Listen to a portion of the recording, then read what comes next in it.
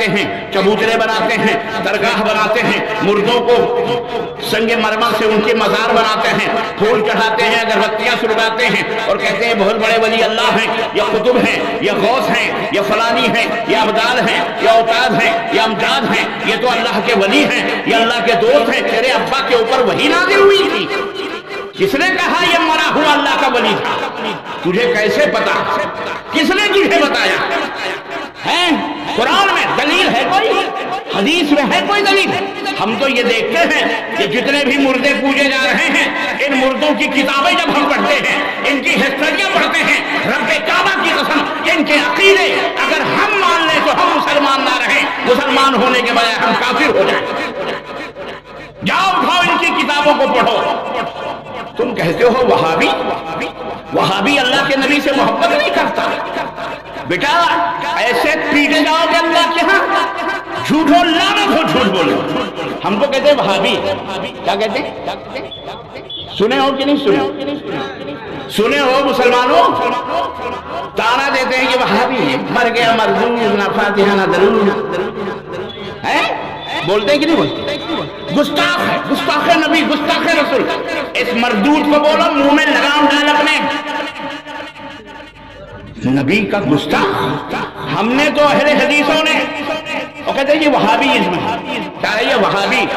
ابھی میں سن رہا تھا ایک خبیث کی آڈیو آئی تھی، ویڈیو تھی یوٹیوب کے اوپر، وہ کہہ رہا تھا وہابی اور نجدی ٹولہ، وہابی ازم نہا، یہ لوگ اللہ کے نبی کو کے گستاخ ہیں، یہ لوگ اللہ کے رسول کے گستاخ ہیں، یہ لوگ قرآن کو نہیں مانتے، یہ لوگ فلاں کو نہیں مانتے، یہ حدیث کو نہیں مانتے۔ جاؤ کہہ دو ہم ہیں اس دنیا میں تو یہ زمین اور آسمان موجود ہے، ہم اپنے آپ کو وہابی تو نہیں کہتے، لیکن تمہارے کہنے پر ہم یہ کہتے ہیں جس دن وہابی ختم ہو گئے، رب کی قسم ہے یہ زمین اور یہ آسمان ختم کر دیے جائیں۔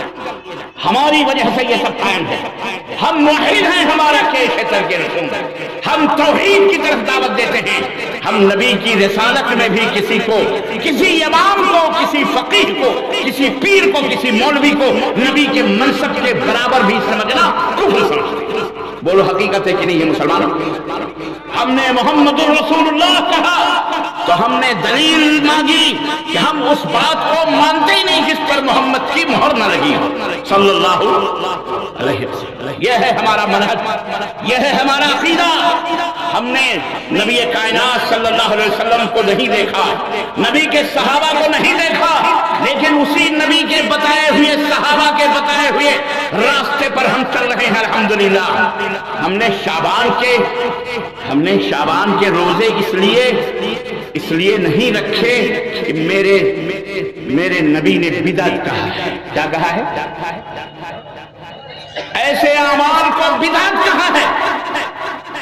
ہم نے قرآن خوانیوں کو بدعت اس لیے سمجھا، قرآن کو پڑھنا ہم حرام نہیں سمجھتے، لیکن قرآن کو اپنے منمانی جہاں چاہو وہاں پڑھو، ہمارے نبی نے اس کو بدعت قرار دیا۔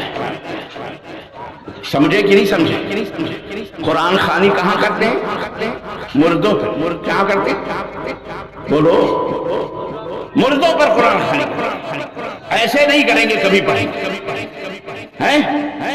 ہم اہل الحدیث ہیں اور اہل حدیث ہو، ہمارا یہی منہج اور منصب، ہماری آبرو، ہماری عزت ہے کہ ہم رب کے قرآن اور محمد الرسول اللہ صلی اللہ علیہ وسلم کے فرمان کے آگے کسی کو خاطر میں بولو نہیں۔ یہ ہے ہمارا دین جو رب کے قرآن میں ہے، محمد الرسول اللہ کے فرمان میں۔ یہ میں آپ کو بتانا چاہ رہا ہوں، اس کا علم حاصل کرو۔ اس کا علم کیسے پاؤ گے؟ کیسے حاصل ہوگا اس کا علم؟ ادھر ادھر سے سن کر کے نہیں، ان مدرسوں کو یونیورسٹی بناؤ، ان چھوٹے چھوٹے اداروں کو بڑے بڑے ادارے بناؤ اپنے پیسوں کے ذریعے۔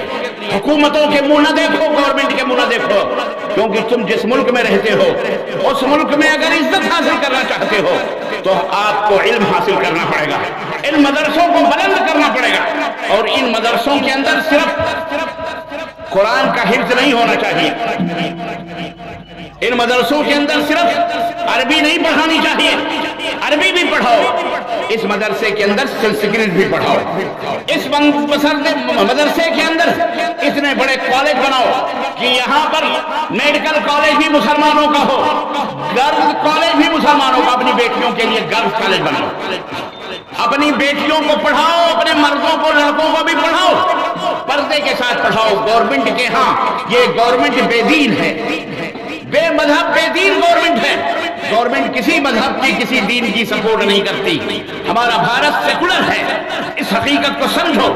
اس لیے تمہیں خود اپنے کندھوں پر اپنا بوجھ اٹھانا پڑے گا، اپنی یونیورسٹیاں بناؤ۔ جھارکھنڈ کے لوگوں اور لل بٹیا اور اس کے قرب و جوار کے لوگوں، تمہارے پاس اتنے برس سے تم یہاں رہتے ہو، مجھے بتاؤ کوئی لڑکیوں کا کالج تم نے بنایا؟ کیوں نہیں بنایا؟ اتنے زکات، اتنے صدقات، ماشاءاللہ تبارک اللہ، اس قدر اللہ رب العزت نے کی راہوں میں اپنے وقت کی بھی قربانیاں آپ دے رہے ہیں، جسم کی بھی قربانیاں دے رہے ہیں، اور جیبوں کی بھی قربانیاں دے رہے ہیں، اور کہاں بیٹھے ہیں؟ ان خاص کوسوں پر بیٹھے ہیں۔ یہ بات میں کہنا چاہ رہا ہوں، اے بہار اور یو پی اور بلکہ جھارکھنڈ اور بنگال کے لوگوں، عزت کرنا سیکھو۔ جو قوم اپنی عزت نہیں کرتی اس قوم کی کوئی عزت نہیں ہوتی۔ یہاں پھوسوں پر تم، ان دھول اور مٹیوں پر تم بٹھا کر تم کیا سکھا رہا؟ تم نے کیا عزت کی؟ یہ ہمارے بھائی کھڑے ہیں، کاش ان کے لیے کرسیاں ہوتی تو یہ کرسیوں پہ بیٹھ جاتے۔ تمہاری مجلسوں میں کون آئے گا؟ کوئی پولیس آفیسر آئے گا؟ کوئی پڑھا لکھا کوالیفائڈ یونیورسٹی کا اسکالر آئے گا؟ کوئی ڈاکٹر آئے گا؟ پینٹ شرٹ پہننے والا کہاں بیٹھے گا؟ تم نے دھول اور مٹیوں کے اوپر بیٹھ۔ یہی میں شروع میں کہنا چاہ رہا تھا، یہ صرف آپ کے لیے نہیں بلکہ میں جہاں جہاں بھی گیا اس سے بھی بدتر حالت دیکھے۔ میں نے اسی بہار کی دھرتی پر ایک جگہ میں اسی جگہ گیا، اللہ کی قسم ہے، انتظام والوں نے خالی زمین رکھی ہوئی تھی، وہاں کوئی اپنی طرف سے کوئی نہ گھاس اور نہ پھوس نہ فرش بچھایا۔ میری مائیں بہنیں بھی ویسی ننگی زمین کے اوپر۔ کیا امتحان لے رہے ہو آپ؟ ان مسلمان بیچاروں کا امتحان لے لیا جا رہا ہے کہ دین کے لیے، ارے دین کے لیے ان کو کتنا ستاؤ۔ عزت کرو، کرسیاں لاؤ، 5,000 10,000 کرسیاں ہوتی تو آج یہ مجلس اور بھی لمبی ہوتی۔ بہن بیٹیوں کے لیے بھی کرسیاں، اور سب کے لیے عزت کے ساتھ چاروں طرف ماشاءاللہ تبارک اللہ بہترین حال ہوتے، یا بہترین اسی قنات کو خوبصورت بنایا جا سکتا ہے، بہترین طریقے سے اس کو سجایا جا سکتا ہے۔ وہ تو کرتے تم انہیں یہاں بٹھا کے قرآن کی بھی توہین ہو رہی ہے، حدیث کی بھی توہین ہو رہی ہے۔ میں جیا چوری کے لوگوں کی بات نہیں کر رہا، میں پورے بھارت کے مسلمانوں کی بات کر رہا ہوں۔ میں قرآن اللہ کا کلام ہے،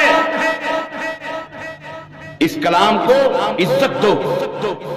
محمد صلی اللہ علیہ وسلم کے کلام حدیث شریفہ ہے، اس کی عزت دو۔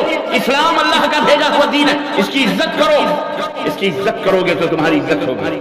دھول اور مٹیاں اب وہ دور نہیں رہے، وہ زمانے گئے۔ اب تو لوگ ٹیبلوں اور کرسیوں پہ بیٹھ کے کھانا کھاتے کہ نہیں کھاتے؟ غریب سے غریب آدمی بھی اس کے پیروں میں جوتے اور چپل ہوتے ہیں۔ ایک زمانے تھے کہ صرف امیروں کے پیروں میں جوتے چپل، اور ایک زمانہ نہیں میاں 40 45 50 سال پہلے کی بات ہے، سب کے پیروں میں جوتے بھی نہیں ہوا کرتے۔ آج الحمدللہ اللہ تعالیٰ نے وسعت دی ہے، الحمدللہ 10 روپے کے لیے کوئی منہ نہیں دیکھتا۔ پہلے زمانے میں دن بھر رات بھر کی کمائیوں میں 10 روپے بھی پا جاتے تو بہت ہو جاتے، آج 10,000 بھی ہمارے لیے ناکافی ہوتے ہیں۔ تو میں عرض یہ کر رہا تھا، اس لیے آئندہ جب بھی کوئی جلسہ ہو تو باقاعدہ اس کے لیے پلاننگ کے ساتھ منظم طریقے سے چاروں طرف قناتیں لگا دی جائیں، کرسیاں رکھ دی جائیں، بہترین صوفے رکھے جائیں، لوگوں کو دعوت دی جائے، پولیس والوں کو بھی، حکومت والوں کو بھی، مسلمانوں کو بھی، غیر مسلموں کو بھی، کیونکہ ہمارا دین یہ ہمارے باپ کا نہیں، یہ اللہ کا ہے۔ اور جتنے بھی اللہ کے بندے ہیں، چاہے وہ کلمہ پڑھنے والے ہوں، چاہے چاہے وہ بے کلمہ ہو، یہ اللہ کا دین سب کے لیے ہے، اور سب کو سناؤ، سب کو بتاؤ، سب کو گیان دو قرآن کا، سب کو گیان دو رسول اللہ صلی اللہ علیہ وسلم کی شخصیت اور آپ کی سیرت کا، اور اس کو بتاؤ۔ یہ ہمارا فریضہ ہے، یہ ہماری ذمہ داری ہے۔ اس لیے میں درخواست کروں گا میرے عزیزوں سے، میں اپنے بھائیوں سے، کہ سال دو سال کے اندر ہماری بچیوں کے لیے ایک کالج ہونا چاہیے جہاں بہترین ٹیچ کر کے وہاں پر، اور ایک نہیں اور بھی کالجز دھیرے دھیرے قائم کیے جائیں۔ مالداروں سے میری درخواست ہے کہ اپنی زمینیں وقف کری جائیں، اور اس کے اندر چاہے وہ چھپر کے کالج بنائے جائیں، اینٹ اور پتھروں کے ہی صحیح بنا کر، اور اس کے اندر بہترین اسکالرس لائے جائیں۔ لڑکوں کو بھی یہیں پر تعلیم دی جائے، ان کے لیے میڈیکل کالج قائم کیے جائیں، لا کالج قائم کیے جائیں، ان کے لیے جو ہے سی اے کے کالج تو نہیں، ان کے لیے تعلیم کا بندوبست کیا جائے، انجینئرنگ کالج بنائے جائیں، آئی ٹی کالج بنائے جائیں۔ یہ تمام سب کالج بنانا ہمارا کام ہے۔ کسی کے سہارے مت رہو، اللہ کا سہارا لو اور محنت کرو، مزدوری کرو، علم حاصل کرنے کے لیے اپنے پیسوں کو، اپنی جیبوں کو کھولو، اور اپنے قائدین اور اپنے رہنماؤں کے کندھے سے کندھا ملا کر آگے بڑھ کر اپنے قوم و ملت کو آگے بڑھاؤ۔ انشاءاللہ تبارک و تعالی یہ دنیا تمہارے قدموں پہ جھکنے کے لیے مجبور ہوگی انشاءاللہ۔ بات سمجھ میں آ رہی کہ نہیں آ رہی؟ بولو، پڑھو گے، پڑھاؤ گے، بھارت کو آگے لے جانے میں یوگدان کرو گے، جاہل نہ رہو۔ ہمارا دین اسلام ہمیں جاہل نہیں دیکھنا چاہتا۔ ایک ایک بچے کو پڑھاؤ، اور میں مدارس کے ذمہ دارانوں سے بھی کہوں گا، کسی کے اوپر بھی آپ اپنے آپ کو چھوٹا مت سمجھو۔ کسی کا بھی بچہ ہو، اس کو پڑھاؤ، اس کو پڑھاؤ، بھلے اس کے ماں باپ غریب ہی کیوں نہ، وہ بچہ یتیم ہی کیوں نہ، وہ شرارت ہی کیوں نہ کرے، وہ بدماشی کیوں نہ کرے، نہ مارو اسے، نہ ستاؤ، پیار دے کر کے اسے پڑھاؤ۔ وہ کم از کم تمہارے مدرسے میں شریف تو بنے گا، نمازی تو بنے گا، کم از کم 5 وقت کی نماز تو پڑھ رہا ہے وہ۔ یہی کیا کرنا، یہ بہت بڑی یہ بہت بڑی بات ہے۔ میرا خیال ہے اسٹیج پر علماء کرام تھک چکے ہیں، اب بہت سارے منتظر بھی ہیں، اس لیے میں اپنی بات کو مختصر کرتے ہوئے اس علم کے تعلق سے اتنی بات، یہ بیداری میں نے پیدا کی ہے۔ عزیزان گرامی، اس نصیحت کو اپنے ذہن و دماغ میں بٹھانا کہ بے علم نہ تما خدا را شناخت، کہ جو بے علم ہوتا ہے وہ اللہ کو کبھی پہچان سکتا۔ اس لیے اولئک کالانعام بل هم اضل، جو بے علم ہوتا ہے وہ مشرک کرتا ہے اللہ کے ساتھ، اور اللہ فرماتا ہے وہ جانور ہیں، جانوروں سے بھی بدتر ہیں۔ اس لیے علم کے قلعے بناؤ، علم میں آگے بڑھو، اور اپنے بچوں کو، اور سنو، قرآن قرآن قرآن سب سے پہلے اور علم حاصل کرنے کے لیے کوئی عمر نہیں ہوتی، چاہے بوڑھے ہو گئے ہو، قرآن پڑھنا نہیں جانتے۔ رمضان المبارک کا مہینہ آ رہا ہے، شہر رمضان الذی انزل فیہ القرآن، قرآن کا مہینہ آ رہا ہے، تمام مہینوں کا سردار آ رہا ہے۔ بڑی خوش دلی سے اس کا استقبال کرو، اسے ویلکم کہو، اسے سواگتم کہو، مسجدوں کو صاف ستھرا کرو، حمامات ٹوائلٹس کو کلین کرو، آئینے کی طرح بالکل، کوئی میل کچیل نہیں ہونی چاہیے۔ اور گاؤں کے لوگوں اگر خادم نہیں رکھ سکتے تو ماؤں بہنوں کی ٹولیاں بنا کر، ہم نے دیکھا بچپن میں ہمارے مسجدوں میں ہماری مائیں بہنیں بیٹیوں کو باقاعدے چھوڑ دیا جاتا تھا، چھوٹی چھوٹی 8-8 9-9 10-10 سال کی بچیاں پورے مسجد کو جھاڑو مارتی تھیں، پوچھا لگاتی تھیں، ایک ایک تن کے ایک ایک گرد و غبار کی صفائی ہوتی تھی۔ حمامات ٹوائلٹس تو اس زمانے میں نہیں تھے، لیکن جو کچھ بھی تھے ان کی صفائی ہوتی تھی۔ آج باقاعدے ان حمامات اور ٹوائلٹس کو صاف کرنے کے کلینر بھی آ چکے ہیں، اس کے لیے پاؤڈر بھی آ چکے ہیں، صابن بھی مختلف طریقے سے آ چکے ہیں۔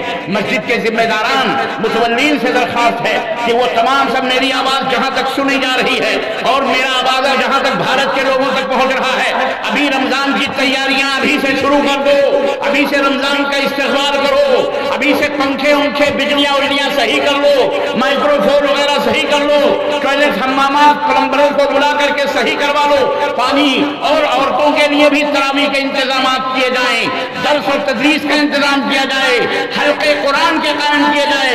उलमा हजरात को चाहिए कि मस्जिदों के अइम्मा वो लोगों को बैठकर कुरान भी सिखाएं और लोग कुरान भी पढ़ें, और मस्जिदों में कुरान को रखा जाए, मस्जिदों के अंदर कूलर लगाए जाए पानियों के, कि ताकि रोजा खोलने के बाद इधर उधर के पानी न पिए। बल्कि आपको पता है हजरत अली रजी अल्लाह तआला अन्हु फरमाते हैं कि मेरे नजदीक एक गिलास पानी किसी भाई को पिला देना 10 दफा नफली हज करने के बराबर है, 10 दफा नफली हज करने के बराबर है। ऐसे कूलर्स खरीद कर आके मस्जिद को हदिया करो, अल्लाह के घर को संवारो, अल्लाह के घर को आबाद करो।